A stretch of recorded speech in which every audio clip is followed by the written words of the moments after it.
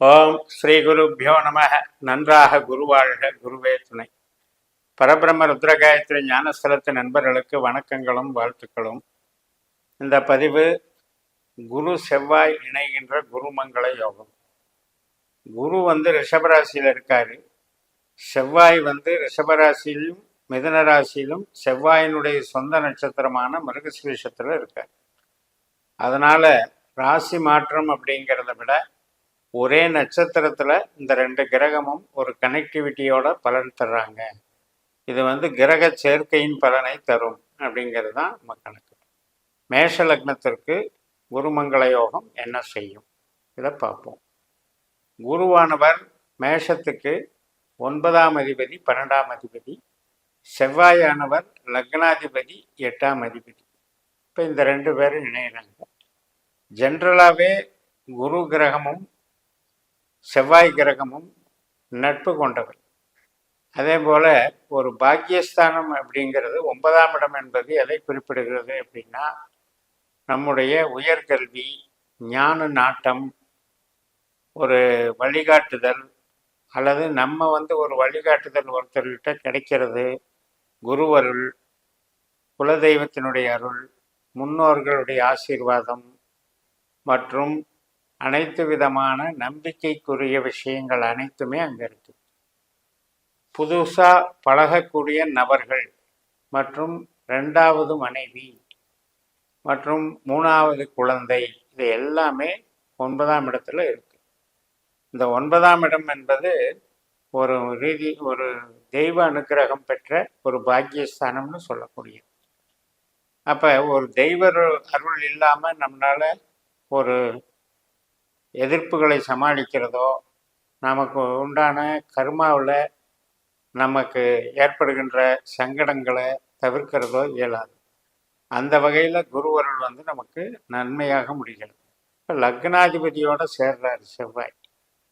இந்த செவ்வாயினுடைய நட்சத்திரம் மேஷ லக்னத்திற்கு எங்கே இருக்குது அப்படின்னா 2ஆம் இடத்துல இருக்கு.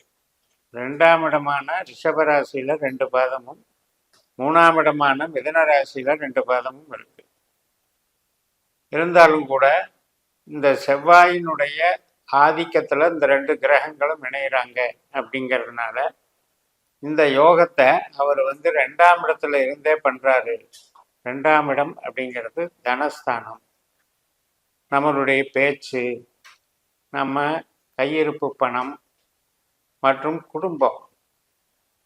இப்போ லக்னம் அப்படின்னாலே நம்மளுடைய ஈடுபாடு, நம்ம செயல் திறன், சுய சிந்தனை, நம்முடைய வில் பவர், ஆட்டிடியூட், இது எல்லாமே செவ்வாய் கிரகத்துக்கிட்ட இருக்கு.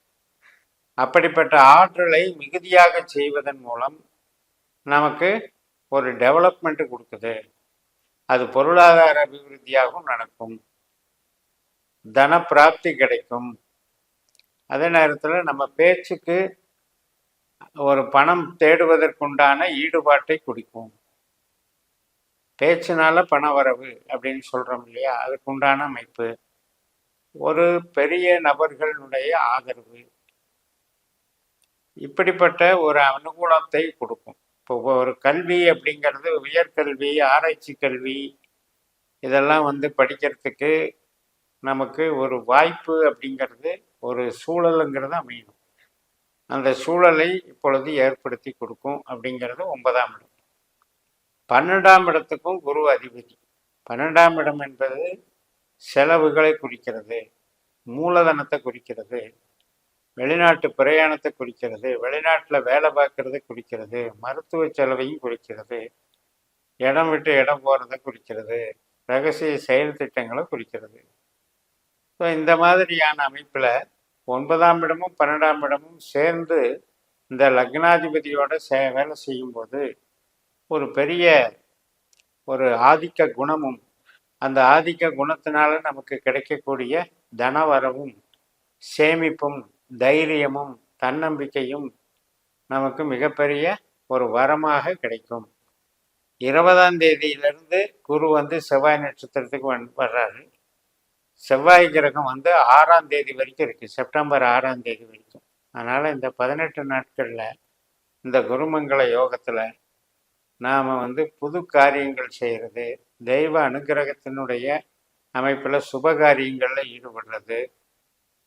இப்போ ஒரு கோயில் திருப்பணிகள், ட்ரஸ்ட்டு சம்மந்தமான வேலைகள், டிரான்ஸ்போர்ட்டில் இருக்கவங்க மற்றும் ஐடி லைனில் இருக்கவங்க, கமிஷன் துறையில் இருக்கவங்க, கன்சல்டிங் பிஸ்னஸ் பண்ணுறவங்க, இவங்களுக்கெல்லாம் ஒரு ஆதாயத்தை கொடுக்கக்கூடிய ஒரு நாள். அதே போல் வெளிநாட்டில் வேலையில் இருக்கவங்க மற்றும் ஆராய்ச்சி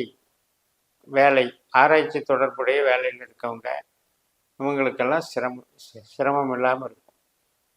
அதாவது பொறுப்புகள் கூடுதலாக கிடைக்கும், சில பேருக்கு இடமாற்றம் கிடைக்கும்.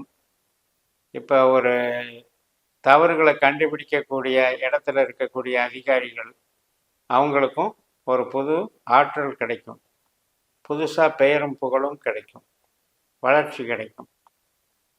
அதுபோக நம்மளுடைய வேகம் எப்பவுமே மேஷ லக்னத்துக்கு அதிகம். அதாவது சிந்தனை, செயல்திறன் தத்துவார்த்த ரீதியாகவும் இருக்கும், அதே நேரத்தில் கவர்ச்சிகரமாகவும் இருக்கும், ஒரு அரசு ஆதிக்கம், அதிகாரம் இவை நிறைந்ததாகவும் இருக்கும். அப்படிப்பட்ட செயல்திறனை கொண்டவர்கள் நமக்கு இந்த குருவோட ஒரு ஆதிக்கத்தில், இந்த குருமங்கள யோகத்தில் ஒரு எதிர்பாராத ஒரு சப்போர்ட் கிடைக்கும்போது, நம்மளுடைய முயற்சிகளுக்கெல்லாம் ஆதரவு கிடைச்சி அதில் பணவரவு கிடைக்கும்போது நமக்கு மேன்மைகள் கிடைக்கும். செவ்வாய் என்பது மிருகசிரீஷம் நட்சத்திரம் என்பது செவ்வாயினுடைய நட்சத்திரம். செவ்வாயினுடைய நட்சத்திரம் என்பது 3 நட்சத்திரங்கள். இந்த மிருகசிரீஷம் என்பது ரிஷபராசியிலும் மிதுன ராசியிலும் 2 பாதங்களாக இருக்கு. அதே மாதிரி சித்திரை நட்சத்திரம் என்பது கன்னி ராசியிலும் துலா ராசியிலும் இருக்கு. அதாவது 6ஆம் இடத்துலையும் 7ஆம் இடத்துலையும். அதே போல் அவிட்ட நட்சத்திரம் என்பது 10ஆம் இடத்துலையும் 11ஆம் இடத்துலையும் இருக்கு. அப்போ மகரம் கும்பத்தில் இருக்கு.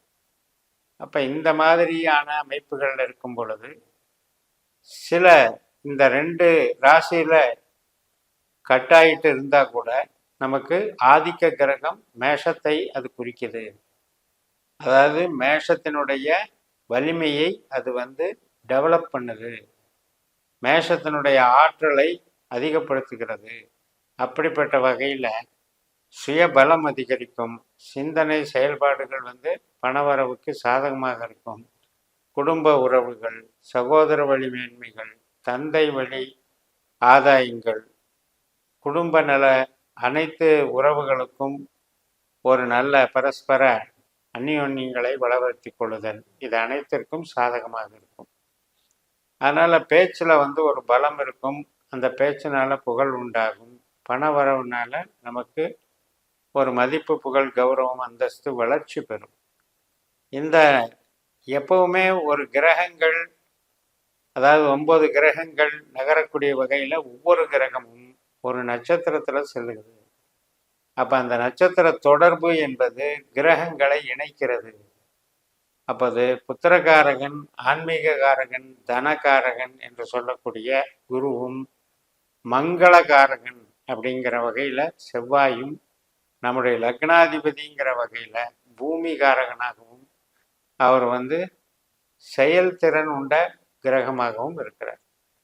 அப்படிப்பட்ட செவ்வாய் வந்து நமக்கு ஒரு தன்னுடைய நட்சத்திரத்தின் மூலம் இந்த குருவையும் இணைத்து கொண்டு அந்த கிரக சேர்க்கையின் மூலம் நமக்கு பணவரவை உண்டாக்குகிறார் என்று கூறி நிறைவு செய்கிறேன்.